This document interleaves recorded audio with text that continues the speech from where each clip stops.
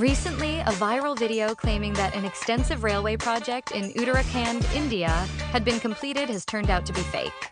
Watch this train speeding between Devprayag and Srinagar in Uttarakhand, and feel relieved about where your tax money is being spent. Read the caption in Hindi. However, AFP arrived to crack down on fake news.